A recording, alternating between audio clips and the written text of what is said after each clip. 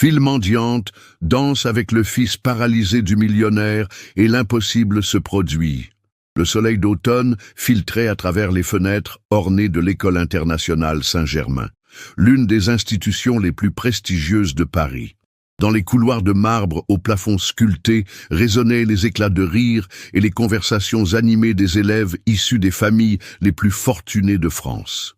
Pourtant, au milieu de cette opulence, Hugo Delacroix, 15 ans, glissait silencieusement dans sa chaise roulante, invisible aux yeux de ses camarades. Ses cheveux châtains retombaient devant ses yeux verts, masquant une tristesse profonde qu'il avait appris à dissimuler depuis l'accident qui avait changé sa vie 3 ans auparavant. Les médecins avaient été catégoriques. Plus jamais il ne marcherait. Ses jambes, autrefois si agiles sur les terrains de football, étaient désormais inertes, condamnées au silence. « Regarde-moi ça, le petit prince en chaise roulante !» ricana Maxime Rousseau, le fils d'un magnate de l'immobilier, en bloquant délibérément le passage d'Hugo dans le couloir. « Ton papa millionnaire ne peut pas t'acheter des jambes qui fonctionnent, hein ?» Les rires cruels de ses complices résonnèrent comme des coups de poignard dans le cœur d'Hugo. Il serra les poings sur les accoudoirs de sa chaise, ravalant les larmes qui menaçaient de couler. Depuis l'accident, il était devenu la cible privilégiée des moqueries, un fantôme parmi les vivants. « Laissez-moi passer », murmura-t-il d'une voix à peine audible. « Qu'est-ce que tu vas faire? Me courir après ?» Maxime poussa brutalement la chaise d'Hugo qui manqua de basculer. Les livres s'éparpillèrent sur le sol de marbre, et avec eux les derniers vestiges de dignité qu'Hugo tentait de préserver. C'est à cet instant précis qu'une silhouette inattendue surgit dans le couloir. Bianca Rodriguez, 11 ans, aux cheveux noirs ébouriffés et aux vêtements usés, se faufila par une fenêtre entr'ouverte du rez-de-chaussée. Sa robe déchirée aux manches et ses chaussures trouées contrastaient violemment avec l'environnement luxueux de l'école. Elle n'était pas là par hasard. Depuis des semaines, elle observait cette école de l'extérieur, l'estomac torturé par la faim, rêvant de la cantine où les enfants fortunés jetaient la moitié de leur repas. Aujourd'hui, désespérée après 3 jours sans manger, elle avait pris le risque de s'introduire dans le bâtiment. Mais en voyant Hugo humilié au sol, ramassant péniblement ses affaires sous les colibets, quelque chose s'embrasa en elle. Cette injustice lui rappelait trop douloureusement sa propre condition de paria, de celle qu'on rejette et qu'on méprise. « Hé, vous !» cria-t-elle en s'avançant vers Maxime, ses yeux noirs brillant de détermination. « Ça vous amuse de vous attaquer à quelqu'un qui ne peut pas se défendre ?» Le groupe de garçons se retourna, stupéfait. Jamais une fille de cet âge, encore moins une inconnue visiblement pauvre, n'avait osé les affronter dans leur propre territoire. « Qui est cette clocharde ?» ricana Maxime, mais sa voix trahissait une certaine nervosité. « Comment elle est entrée ici ?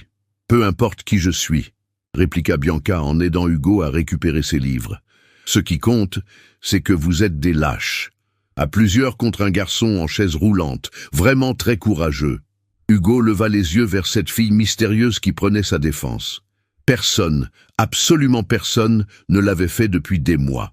Il fut frappé par la fierté qui émanait d'elle, malgré ses vêtements rapiécés, par cette lumière sauvage dans son regard qui contrastait avec l'indifférence blasée de ses camarades de classe. « Merci », murmura-t-il, leurs regards se croisant pour la première fois. Dans cet échange silencieux, une connexion inexplicable s'établit, comme si 2 âmes blessées se reconnaissaient instinctivement. « Tu n'as rien à faire ici, sale gamine !» cracha Maxime, mais l'arrivée d'un surveillant mit fin à l'altercation.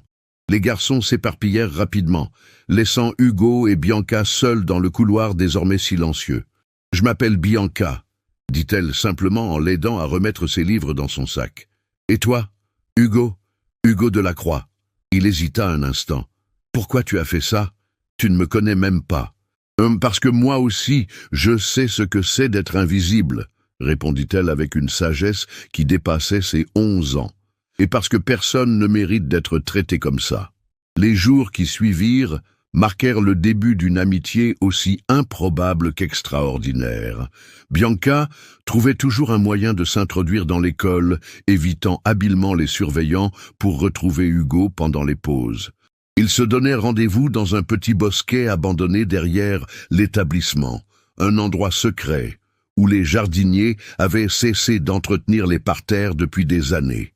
C'était leur refuge, leur monde à eux où les différences sociales s'effaçaient. Sous les branches entremêlées des vieux chênes, Hugo découvrait une facette de la vie qu'il n'avait jamais connue, l'authenticité brute de quelqu'un qui n'avait rien, mais donnait tout. « Tu sais danser ?» lui demanda Bianca un après-midi d'octobre, alors qu'ils partageaient un sandwich que Hugo avait discrètement pris à la cantine. « Avant l'accident, oui, avoua-t-il, une nostalgie douloureuse voilant son regard. Mes parents m'avaient inscrit à des cours de danse classique et moderne. J'aimais ça, mais maintenant, rien n'a changé, l'interrompit Bianca avec cette détermination qui la caractérisait. On peut danser autrement. Elle se leva et tendit les mains vers lui. Fais-moi confiance. Hugo hésita. Depuis l'accident, il avait tout abandonné. Le sport, la musique et surtout la danse qui lui rappelait trop cruellement ce qu'il avait perdu. Mais quelque chose dans les yeux de Bianca, cette lumière pure et obstinée, l'encouragea à saisir ses mains. Elle commença à bouger lentement, ses pieds nus effleurant l'herbe humide. Puis, avec une grâce innée qui défiait sa condition précaire, elle entama une danse libre, improvisée, tenant toujours les mains d'Hugo. Il se laissa porter par le mouvement, faisant rouler sa chaise en rythme, redécouvrant peu à peu le plaisir du mouvement partagé. « Tu vois ?»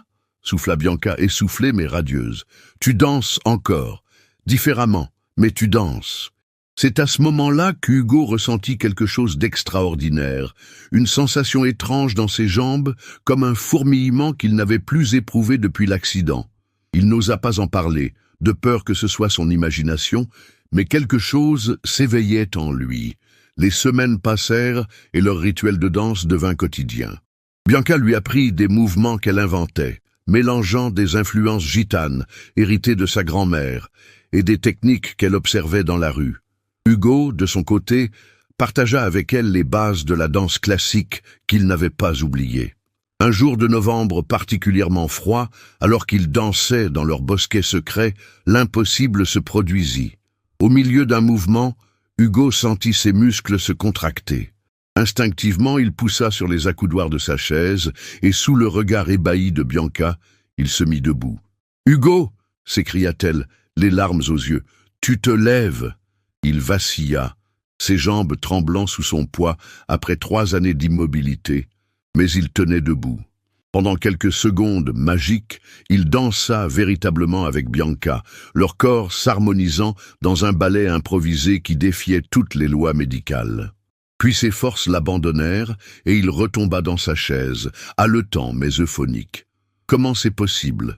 murmura-t-il, incrédule. « Je ne sais pas. » répondit Bianca en essuyant ses larmes. « Mais je savais que tu en étais capable. Je l'ai toujours su. » Cette première résurrection momentanée marqua un tournant dans leur relation. Hugo commença à ressentir régulièrement des sensations dans ses jambes, et lors de leurs séances de danse, il parvenait de plus en plus souvent à se tenir debout quelques instants. Mais leur secret ne resta pas longtemps caché. Un soir, Arthur Delacroix, le père d'Hugo, rentrant plus tôt que prévu de son bureau d'architecte renommé, aperçut par la fenêtre de la bibliothèque une scène qui le figea sur place. Son fils, qu'il croyait à jamais condamné à sa chaise roulante, dansait debout avec une jeune fille aux vêtements usés. Les larmes lui montèrent aux yeux. Depuis l'accident, il avait vu son fils s'éteindre peu à peu, devenir l'ombre de l'enfant joyeux qu'il avait été. Et voilà qu'une inconnue avait réussi ce que les meilleurs médecins et psychologues de Paris n'avaient pu accomplir. Redonner espoir à Hugo. Cette nuit-là, Arthur ne put fermer l'œil. Il repensa à toutes ces années où il avait cherché désespérément un moyen d'aider son fils, multipliant les consultations, les thérapies, sans jamais voir le moindre progrès. Et cette petite fille, apparue de nulle part, avait brisé en quelques semaines les chaînes invisibles qui entravaient Hugo. Mais Arthur portait un secret encore plus lourd. Hugo n'était pas son fils biologique. Rebecca, sa femme, avait eu une liaison pendant leur mariage, et quand elle était tombée enceinte, elle avait choisi de garder le silence sur l'identité du véritable père. Arthur avait découvert la vérité par hasard, quelques mois après l'accident, en tombant sur d'anciens courriers. Mais il avait décidé de ne jamais rien dire. Hugo était son fils par le cœur, peu importait le sang qui coulait dans ses veines. Cependant, cette révélation l'avait profondément marqué. Il s'était demandé si l'absence de lien génétique expliquait pourquoi il n'arrivait pas à vraiment aider Hugo.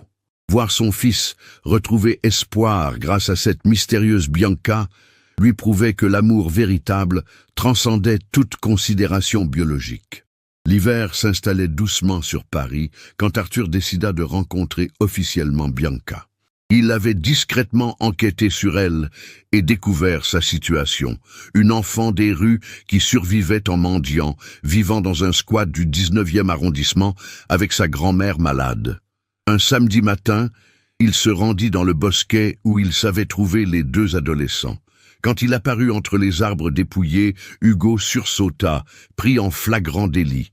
Il était debout, tenant Bianca dans ses bras, leur visage illuminé par une joie pure. « Papa !» balbutia Hugo en retombant précipitamment dans sa chaise. « Je peux t'expliquer. »« Il n'y a rien à expliquer, mon fils, » dit Arthur avec émotion. « Je sais déjà tout. » Il s'approcha de Bianca, qui le regardait avec méfiance, prête à fuir si nécessaire. « Tu es Bianca, n'est-ce pas ?» Sa voix était douce, dénuée de tout jugement. « Je voulais te remercier. Tu as redonné la vie à mon fils. »« Je n'ai rien fait de spécial, » murmura-t-elle, déstabilisée par cette gentillesse inattendue. « Si, tu as fait quelque chose d'extraordinaire. Tu as cru en lui quand personne d'autre n'y croyait, pas même moi. » Arthur s'agenouilla pour se mettre à sa hauteur. « Est-ce que tu accepterais de venir vivre chez nous ?» Le silence qui suivit fut assourdissant. Hugo n'en revenait pas. Son père, si strict et conventionnel, proposait d'accueillir une enfant des rues dans leur hôtel particulier du 7e arrondissement. « Pourquoi ?» demanda Bianca, ses yeux noirs, scrutant le visage d'Arthur à la recherche d'un piège. « Parce que tu fais partie de la famille maintenant. Hugo a besoin de toi, et je pense que toi aussi tu as besoin de nous. » Les larmes coulèrent silencieusement sur les joues de Bianca. Depuis la mort de ses parents dans un accident de voiture, 4 ans auparavant, personne ne lui avait proposé un véritable foyer. L'installation de Bianca chez les Delacroix ne fut pas sans heurts. Rebecca, la mère d'Hugo, eut du mal à accepter cette intrusion dans leur vie ordonnée. Elle voyait d'un mauvais œil cet enfant sauvage qui bouleversait leurs habitudes et surtout qui révélait chez son fils des capacités qu'elle-même n'avait jamais su éveiller. Mais les progrès d'Hugo étaient indéniables. Chaque jour, il parvenait à rester debout un peu plus longtemps. Chaque semaine, il faisait quelques pas de plus. Les médecins, convoqués en urgence, n'arrivaient pas à expliquer ce rétablissement miraculeux. Les examens ne révélaient aucune amélioration neurologique significative, et pourtant, Hugo retrouvait progressivement l'usage de ses jambes. C'est psychosomatique, expliqua le docteur Moreau, le neurologue qui suivait Hugo depuis l'accident. Le traumatisme avait créé un blocage mental qui empêchait la récupération. Cette jeune fille a visiblement réussi à lever ce blocage. Mais Arthur soupçonnait quelque chose de plus profond. Un soir de décembre, alors que Hugo parvenait à marcher seul sur une dizaine de mètres dans le salon, il décida qu'il était temps de révéler la vérité. « Hugo, il faut que je te parle de quelque chose d'important. » commença-t-il quand ils furent seuls dans son bureau. « Si c'est à propos de Bianca, papa, je sais que vous ne vous entendez pas avec maman, mais... » « Non, ce n'est pas ça. » Arthur prit une profonde inspiration. « C'est à propos de ton identité, de qui tu es vraiment. » Il lui raconta tout, la liaison de Rebecca, la découverte tardive de la vérité, son choix de garder le secret pour préserver la famille. Hugo l'écouta sans l'interrompre, son visage passant par toutes les émotions. Surprise, douleur, colère, puis finalement une forme de compréhension apaisée. « Tu n'es pas mon père biologique, » résuma Hugo quand Arthur eut terminé, « mais tu es mon vrai père. Celui qui m'a élevé, qui m'a aimé, qui a cru en moi. » « Exactement, » murmura Arthur, ému par la maturité de son fils. « Et comme toi avec Bianca, j'ai appris que la famille, ce ne sont pas toujours les liens du sang, ce sont les liens du cœur. » Cette révélation, loin de briser Hugo, l'affermit dans sa détermination. Il comprit que son identité ne dépendait pas de ses origines génétiques ou de son handicap, mais de ses choix et de ses relations. Comme Bianca l'avait sauvé par sa seule présence et sa foi inébranlable en lui, il pouvait lui aussi choisir qui il voulait être. Le miracle final eut lieu lors du réveillon de Noël. La famille avait organisé une petite fête intime dans le salon avec quelques proches amis. Bianca, magnifique dans une robe rouge qu'Arthur lui avait offerte, rayonnait de bonheur. Pour la première fois depuis des années, elle passait Noël dans une vraie famille. Quand la musique se mit à jouer, Hugo se leva de sa chaise, sans aide. Sous les regards émerveillés de l'assemblée, il traversa le salon, d'un pas encore hésitant mais déterminé, et tendit la main à Bianca. « M'accorderiez-vous cette danse, mademoiselle ?» dit-il avec un sourire qui illumina toute la pièce. Ils dansèrent comme ils n'avaient jamais dansé, Hugo debout sur ses deux jambes, Bianca rayonnante dans ses bras. Leur ballet improvisé racontait leur histoire, la solitude, la rencontre, l'espoir, la transformation. Autour d'eux, les invités pleuraient d'émotion devant ce spectacle qui défiait toute logique médicale. Mais le plus beau était à venir. Quelques mois plus tard, lors d'une consultation de contrôle, les examens révélèrent que Hugo avait recouvré 90% de sa mobilité. Les médecins parlèrent de guérison spontanée, de plasticité neuronale exceptionnelle, mais Hugo et Bianca savaient la vérité. L'amour et la foi avaient accompli ce que la science ne pouvait expliquer. Hugo reprit progressivement une vie normale. Il retourna au lycée la tête haute, plus personne n'osant le harceler. Bianca, brillante élève malgré ses années de déscolarisation, rattrapa rapidement son retard et intégra l'école Saint-Germain comme boursière. Arthur adopta officiellement Bianca, qui devint Bianca Delacroix. Rebecca, touchée malgré elle par la transformation de sa famille, finit par accepter pleinement cette nouvelle fille qu'elle n'avait pas choisie, mais qui avait sauvé son fils. Quant au mystère des origines d'Hugo, ils décidèrent de ne pas chercher à identifier son père biologique. Peu importait, Arthur était et resterait son père, et cette famille recomposée par l'amour était plus solide que tous les liens du sang. 5 ans plus tard, lors de leur bal de fin d'études, Hugo et Bianca dansèrent à nouveau ensemble. Lui, devenu un jeune homme accompli qui rêvait d'étudier la médecine pour aider d'autres enfants handicapés. Elle, jeune femme rayonnante qui voulait devenir assistante sociale pour sauver d'autres enfants perdus comme elle l'avait été. Leur histoire avait commencé par une rencontre improbable entre deux solitudes. Elle s'épanouissait maintenant en un amour profond qui avait transformé non seulement leur vie, mais aussi celle de tous ceux qui les entouraient. Car parfois, il suffit d'une main tendue, d'une danse partagée et d'un cœur qui refuse d'abandonner pour que l'impossible devienne réalité. Cette histoire vous a touché? Elle prouve que les miracles existent quand l'amour et la foi se rencontrent. N'oubliez pas de liker cette vidéo si elle vous a ému.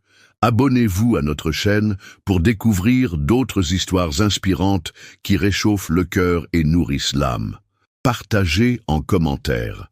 Avez-vous déjà vécu ou été témoin d'une transformation miraculeuse grâce à l'amour et à l'amitié? Partagez cette histoire avec vos proches. Elle pourrait redonner espoir à quelqu'un qui en a besoin aujourd'hui. Ensemble, créons une communauté où chaque histoire compte et où chaque miracle peut inspirer le suivant. Rendez-vous dans la prochaine vidéo pour une nouvelle aventure du cœur.